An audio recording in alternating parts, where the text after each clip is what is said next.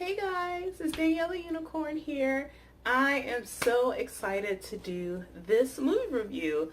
It is going to be, of course, it's Star Wars The Last Jedi. And I had to dress up. So I decided to go with the Princess Leia slave costume in memory of Carrie Fisher. She will be missed. I miss her so much. I don't know, she's just amazing. She's a beautiful person and everything. And so I just wanted to wear this in memory of her and everything. So yeah, that's what I did. And I'm going to go ahead and go right into the movie review. Now, you know how I rate my movies, scale of 1 to 10, like 1, why you were created, to a 10. I like it, I love it, I want more of it. So with Star Wars, I give it a 9. I give it a 9. I really enjoyed this movie compared to Force Awakens, which I felt that Force Awakens was a huge disappointment, and they left things like unanswered, and I felt like it wasn't intentional unanswered things. So I definitely enjoyed The Last Jedi. I'm very proud of the director, and I'm proud of all the characters and their character development in this film. So I am just going to go right in and talk about the characters. So I'm going to go ahead and pair the two. I'm going to talk about Rey and Kylo. So with Rey, I just felt that, she was the same of how she was in Force Awakens, and it was just, carried along in this movie. So I did like her.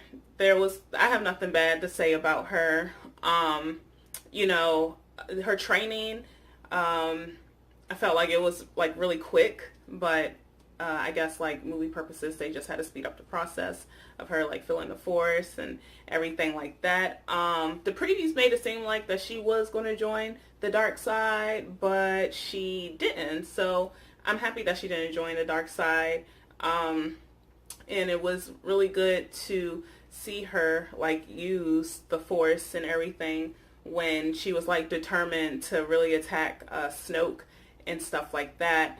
And when it comes to Kylo, he didn't act as a child like he did in Force Awakens.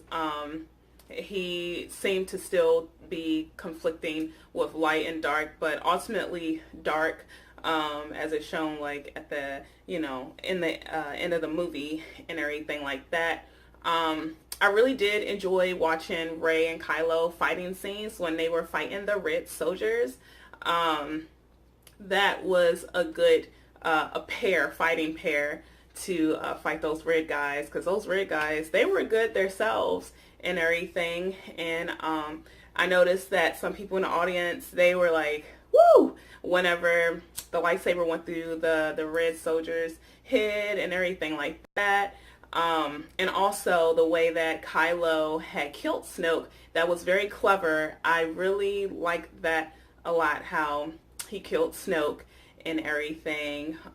But yeah, I mean, Kylo is just gonna, just be bad and continue to try to reign the galaxy and stuff like that. So more movies to come, and I can't wait to see more of Rey and Kylo, fighting against one another to, for the balance of the galaxy.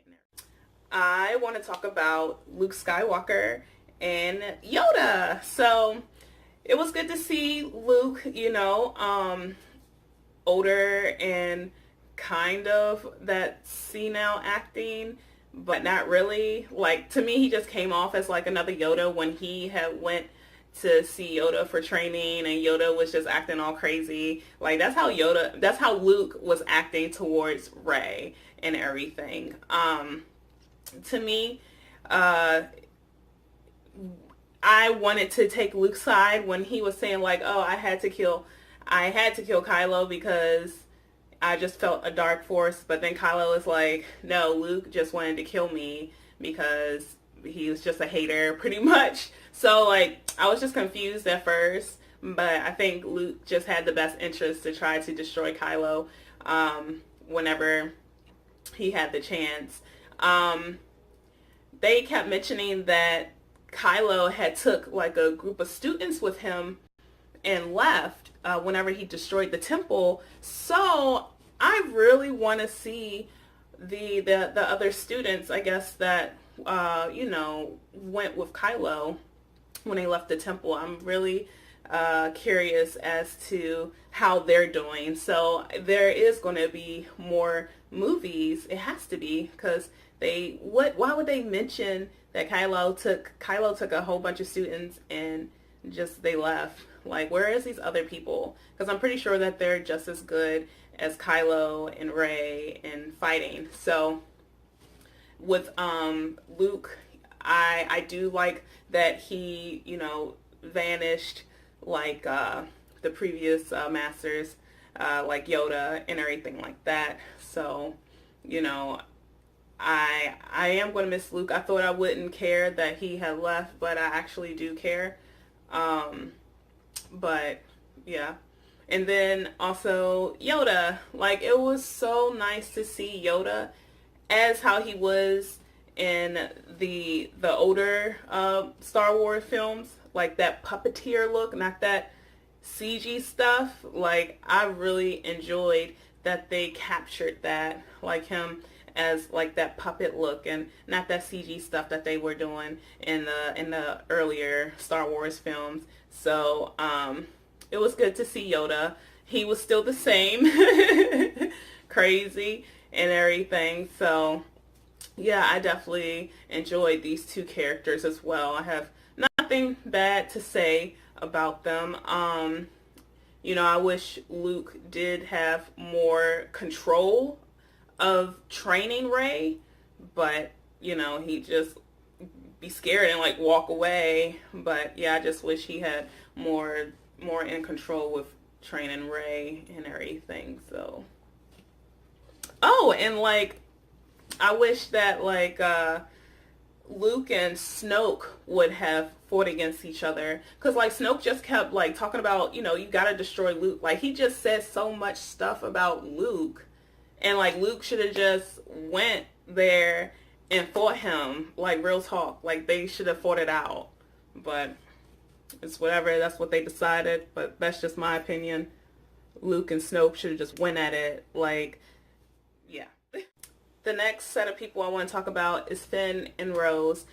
I believe Finn has came a long way from Force Awakens with his characterization and his personality. I think he's more mature in here, because I was kind of disappointed with him in Force Awakens, but in here he was fine. He was decent. He did better and everything like that. So he woke up. And his mission is just to find Rey and everything. And during his time to try to escape, he befriends a Asian girl named Rose, and Rose like lost her sister in one of the battles with trying to destroy one of the bad ships and everything. But Rose, I guess, like worked on this ship or something like that. And Finn was trying to leave, and she's like, I've been tasing people all day because they've been wanting to leave the ship. And he's like, oh, right. And so she figured out that he was trying to leave, and she tasered him. But long story short, they just go on this adventure, just them two, to find a decoder, somebody that can decode some shields that the bad ships had and everything like that. But it was like, I don't want to say it was like unnecessary scenes, but it kind of was, I guess. Only if they're going to show Rose in future films, because the scenes just kind of made it seem like it was like about her and her life struggles on this planet they had to go to. Like, she just hated it with a passion. But it was just like, okay, we don't need to do all of that. We don't need to go into detail.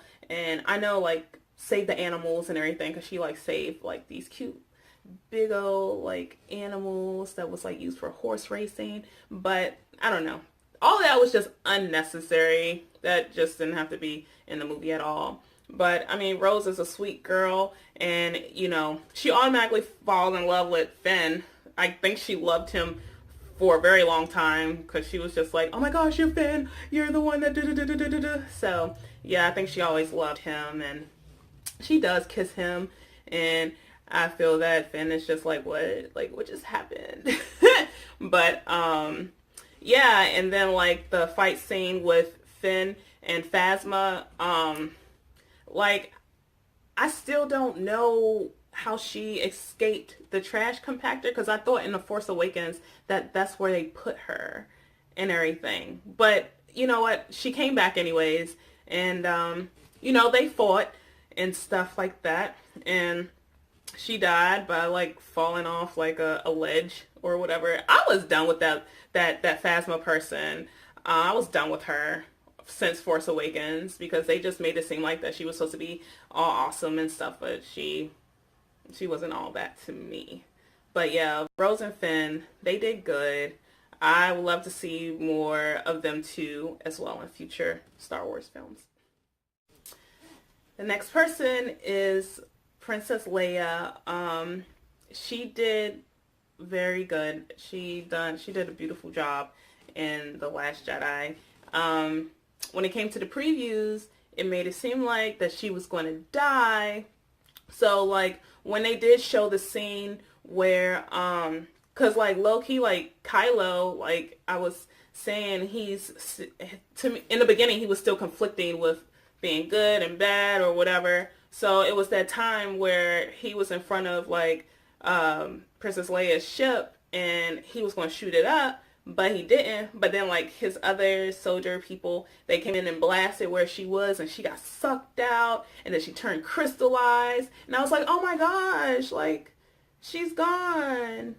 But then like the force started moving in her, and she like got up, like woke up and pulled herself back inside of the ship and stuff like that, and then she had to be hospitalized and everything. So I mean, she survived the movie and everything, so that's good. I really didn't want her to go. I didn't want her to leave, not from this movie at least. So I just wonder how they're going to do it for future Star Wars films and everything. But I loved Leia in here. She held her own, being that leader and everything. There was another scene where I thought that they were going to get shot up, because they had took some refugee ships to go to that one base planet and everything. But like General Hux and them, they started shooting up all the refuge ships and stuff like that and everything. But no, they survived, which was good. I was like, whew, because I didn't want them to die. But yes, I love Leia in here, and I miss her. She will be missed. The best princess ever. Next, I want to talk about Poe Dameron, BB-8, and Admiral Hodo. I think Hoda or Hodo. I'm gonna keep Hodo. But yeah, Poe Dameron, he was just straight savage in here. Like he was just ready to destroy General Hux and his people and everything. But I just felt like everybody was holding him back. They were just like, no, you can't do it. And he's like, what? They're killing us. Like, we got to do something. We got to do something. And everyone else is just like, no, like you're too much of a daredevil. Like you're going to get everybody killed and stuff like that. So I was more so on Poe Dameron's side, like with trying to like quickly knock all these bad ships out and everything. But yeah, like Princess Leia and that Lady Hodo, they were just holding him back and stuff. But then like Leia was like, all right, I'll let you do what you gotta do. So yeah, that was like good and everything. So when Princess Leia took sick, this lady, Admiral Hodo, she took over. Like, I've never seen this lady in my life. Was she in Force Awakens? I have no idea. But I've never heard of this person's name, and I've never seen her in any other movie. So she just like slid right in and was just like, we're just going to press forward. And Pella's like, ma'am, no, we're going to die if we don't if we don't go on that bad ship and decode their tracking system. And she's like, no, we're just gonna stay here and everything. Like, her answers just came off as she intentionally wanted everyone to die. So I was just like, is she for the bad side or for the good side? Like, I was not sure, like, who she was for. Like, so I didn't really care for her. That was cool of her with the whole ship thing, like ramaging it in the bad ship. Like, I was happy for her stepping up and sacrificing her life to do that, because I was just tired of seeing her anyways. So yeah, but that's all I wanted to say about Poe Dameron and Hodo. And then BB-8, he's just there.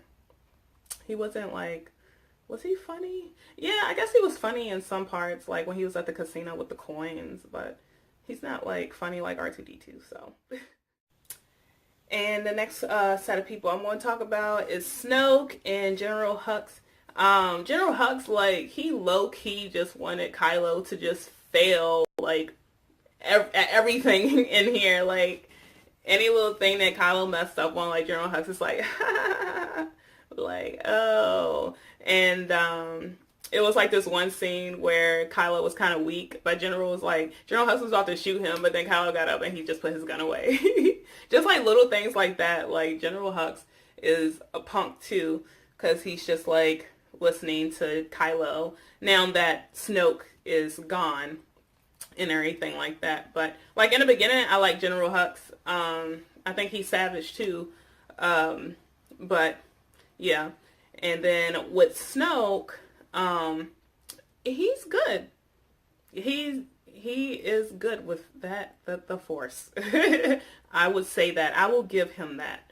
He, like, yeah, compared to Kylo and Rey, like, they ain't got nothing on him and stuff, but Kylo outsmarted him and killed him and everything. But I just felt that people was hyping up Snoke to be some type of, I don't know, but like I was just like, like Snoke is okay. Like, I've seen better evil people and everything, people that actually get up and fight, not just sit there and just wave his little hand and move some things.